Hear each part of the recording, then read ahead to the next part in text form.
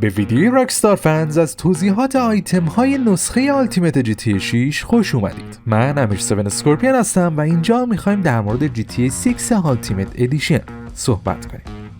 طبق اعلام راکستار جی تی 6 یک بازی تماما سینگل پلیر خواهد بود و تمامی تمرکز نسخه گرونتر $100 بازی هم روی بخش داستانیه.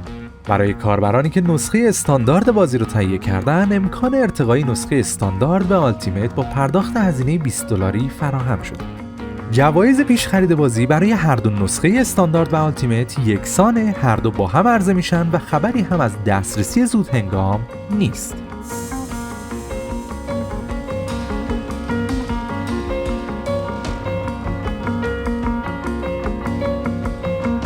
خودرو، موتور، قایق، اسلحه، لباس، مدل مو، فروشگاه مد و فشن، مرکز اسپورت وسیله نقلیه و بسیاری آیتم های دیگه در پک قرار داره و به نسبت نسخه‌های ویژه بازی های قبلی راکستار آیتم های بیشتری داره.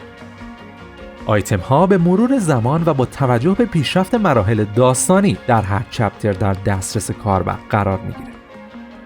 خودروی گروتی چیتا مدل 1995 ادای دین راکستار به دهه 80 و فراری تستاروس های افسانه‌ای.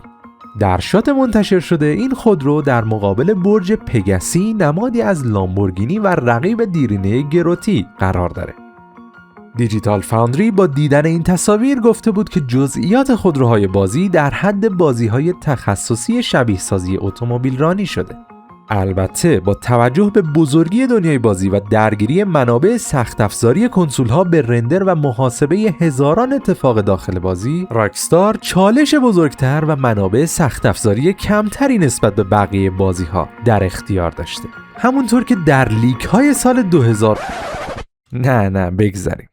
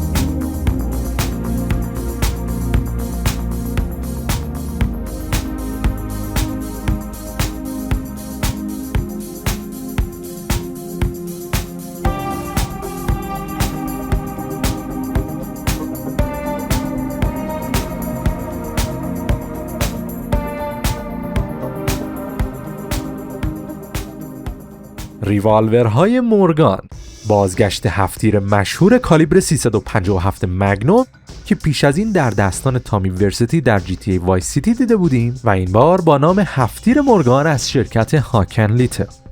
در نسخه مخصوص جیسن این اسلحه، اسکوپ ریوالور ویکتور ونس از وایس سیتی استوریز روی اسلحه قرار گرفته.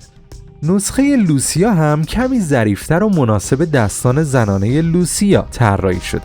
هر دو هفت‌تیر در کنار کنده‌کاری اسم لوسیا و جیسن در بدنه خود اشاره ریزی هم به تاریخ ارضی جی تی ای وایس سیتی و وایس سیتی استوریز دارند.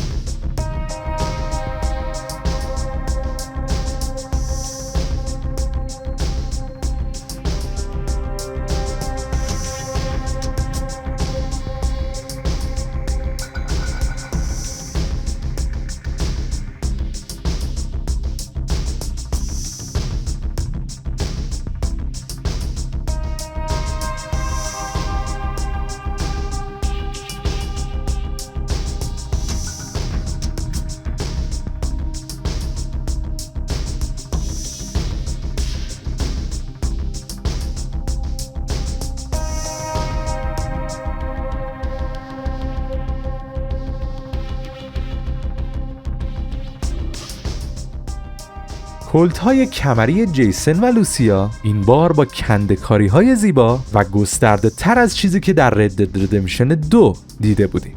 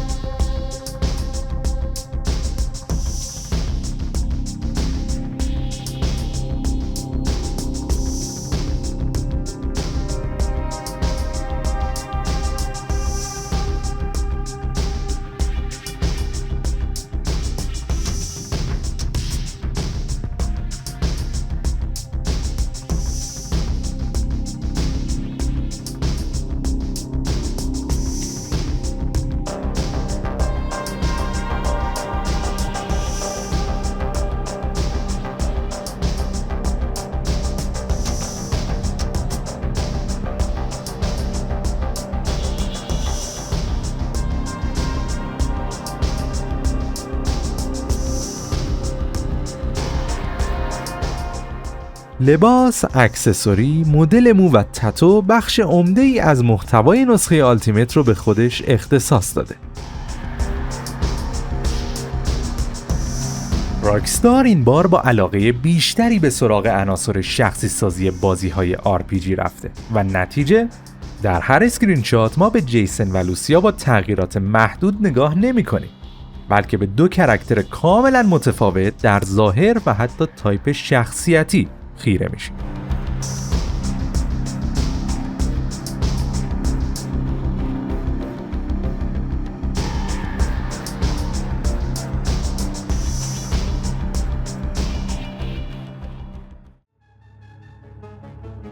وسایل نقلیه خانه جیسن.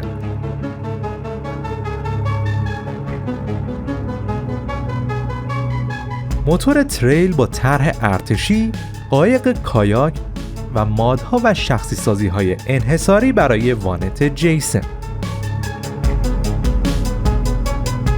در طی این چند سال راکستار به عمد با نمایش تغییرات گسترده در یک وسیله نقلیه به صورت پنهان سعی داشته تا قابلیت شخصی سازی نه فقط فراتر از اونچه در همه GTA های قبلی دیدیم، که حتی میزان شخصی سازی در حد میدنایت کلاب رو هم به چالش بکشه.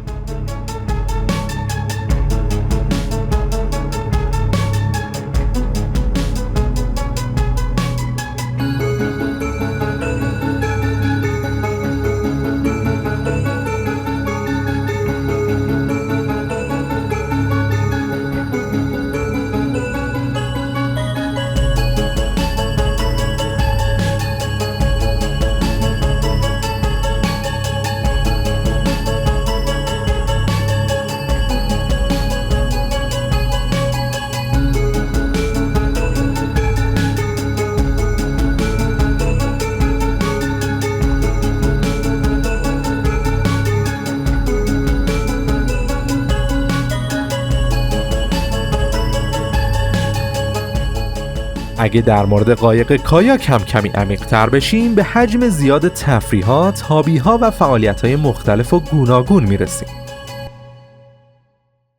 فروشگاه اسپورت و تیونینگ راید اوت کاستومز، فروشگاهی که راکستار وظیفه اون رو تبدیل خودروهای عادی بازی به اثری هنری اعلام کرده و تأکید خاصی هم روی شخصی سازی فضای داخلی خودرو و استایل دانک لئونایدایی داشته. به تصویر دقت کنید، به کیفیت صندلی، به تودوزی، به تکسچر کاور فرمون.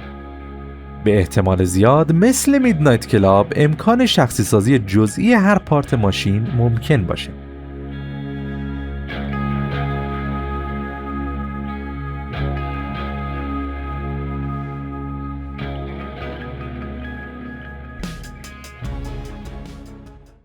سالن زیبایی عمومی سارا. در ادامه همون صحبت تقویت حس نقش آفرینی، راکستار از سالن زیبایی عمومی سارا برای جیسن و لوسیا رونمایی کرده. اسم یونیسکس توی اینجا یعنی سالن اختصاصی خانم ها نیست و آقایان هم امکان استفاده دارن. فکر می کردید شخصی سازی های کرکتر داخل GTA از سیمز و بسیاری از RPG های معروف گسترده تر بشه؟ به مانیکور ناخن فکر می کردید؟ شیتسو اسکوالو. قایق تفریحی سایز کوچیک اسکوالو با طرح لیوری آبی صورتی زیبا که در اسکله واشنگتن بیچ پهلو گرفته و آماده برای شروع ماهیگیری در خلیج گمبیت یا زدن به دل اقیانوس بزرگه. در این قایق تفریحی یک جعبه مهمات انفجاری هم قرار گرفته و طبق اسکرین شات ها و تریلر دوم نشون میده که هر لحظه ممکنه به محتویات این جعبه اسلحه نیاز پیدا کنیم.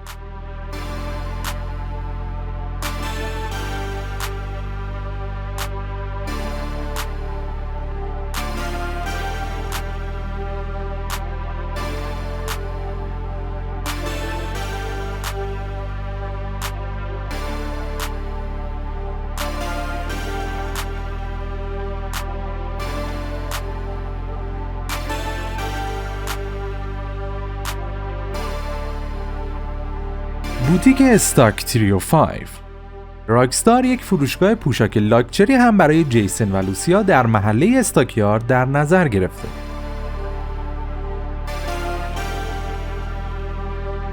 حقیقتش ظاهر دو کرکتر بازی در هر شات به قدری متفاوته که هر چقدر بیشتر به میزان شخصی سازی کرکترها فکر میکنی انتظار برای عرضه بازی هم سخت‌تر میشه.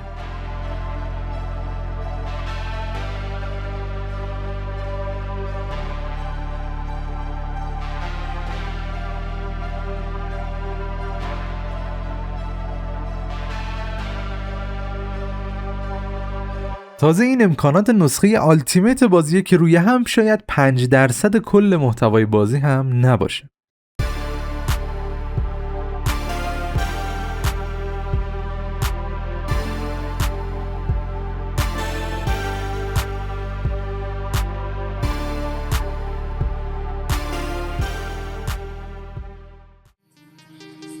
وپید دامینیتر نسخه باگی مدل 1967. هیولا و مانستر تراک کمپانی وپید برگرفته از ظاهر نسل اول فورد ماستنگه که برای آفرود توی جاده‌های خاکی و سراشیبی‌های ماونت کالاگا توصیه میشه. این هیولای عضلانی از طریق پارادایس گاراژ در محله واتسون بی قابل دسترسی. به جزئیات تصاویرش خیره بشین.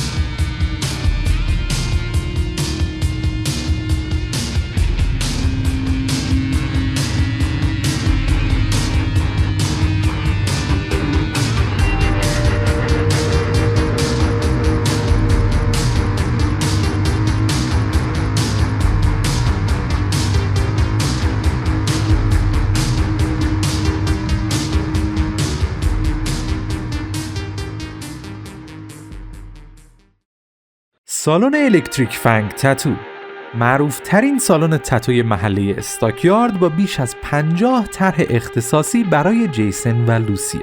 تتوهای این فروشگاه توسط گروه هنری فیل در دنیای واقعی طراحی شده و همه طرحهای اونها کار دست.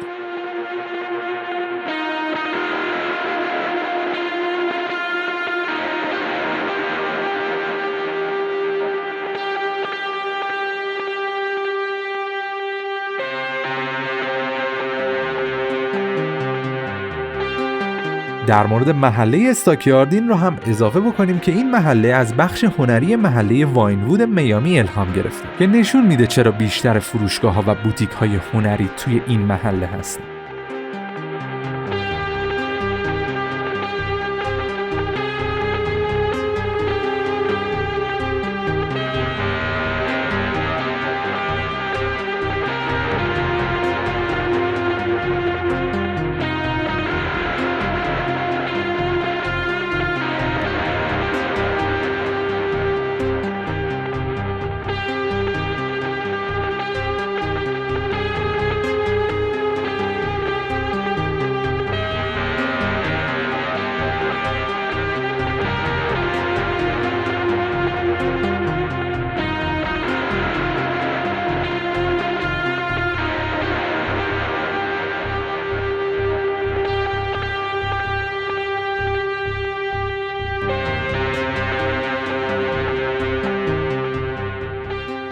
فروشگاه اسپورت و تیونینگ وانایدویلی، یک سالن تعمیر و اسپورت که به طور تخصصی روی تیونینگ و نقاشی‌های دستی و هندمید خودروهای سنگین و آفرودی کار میکنه و توی محدوده دریاچه لئونایدا قرار داره.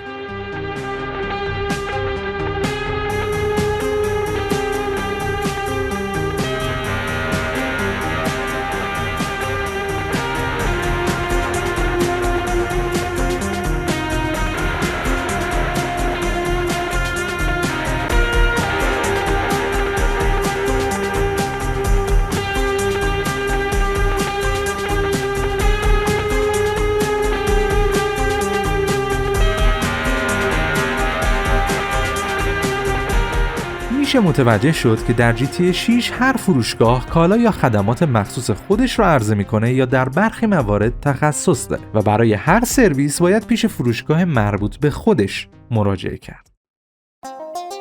آیتم های طرفداری از سریال گود تایم استیت، پک کاملی از لباس، کلاه و اکسسوری خاص از ماکادگیتر، شخصیت سریال تلویزیونی درون بازیه. به عمق دنیای بازی فکر کنید، بازی که تلویزیون این گیم داره و این تلویزیون محتوا و برنامه خودش رو داره و یک سریال مشهور به نام گود تایم استیت داره و این سریال یک کاراکتر محبوب به اسم ماکاسوس ماره داره که آیتم های طرفداریش رو میتونید توی بازی تهیه کنید و فنش بشید. این سبک دیزاین، امضا و شیوه طراحی دنیای راکستاره، چیزی که بازی هاشون رو از بقیه بازی های جهان باز دیگه یک سر و گردن بالاتر میبره. توی بازی های راکستار شما مرکز دنیا نیستید، شما بخشی از یک دنیا هستید که بدون شما هم به حیات خودش ادامه میده. مقر گنگ PTT یانگینز. خب اینجا مشخص شد که درست مثل رد دد ردمپشن 2 که گنگ هایدات ها یا مخفیگاه گروه های مختلف رو داشتیم، در GTA 6 هم با مقر گنگ ها مواجهیم. این مقر متعلق به یکی از پرسر و صدا ترین گنگ های خیابونی جنوب وایس سیتیه که تبدیل به محلی برای خرید و فروش کالاهای غیر قانونی شده. اگه توی یورش، دستبرد و فرار از این مقر موفق بشید، آیتم های خاص و غیر قانونی که به وایس سیتی قاچاق شده رو به دست میارید.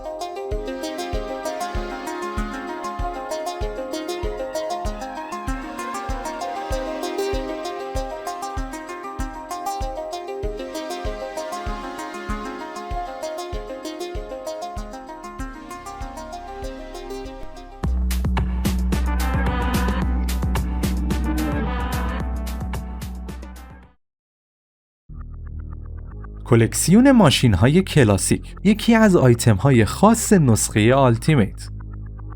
به درخواست وایمن، تعمیرکار و کلکسیونر خودروهای کلکسیونی، خودروهای کلاسیک قدیمی که رها شدن یا در بازسازی نیمه کار موندن رو پیدا کنید و اونها رو به شکوه دوران اوجشون برگردونید. ماستنگ باگی که پیش از این دیدیم محصول همین گاراژ بازسازی وایمنه. و این هم از ویدیوی نگاه راکستار فنز به محتویات نسخه آلتیمیت GTA 6.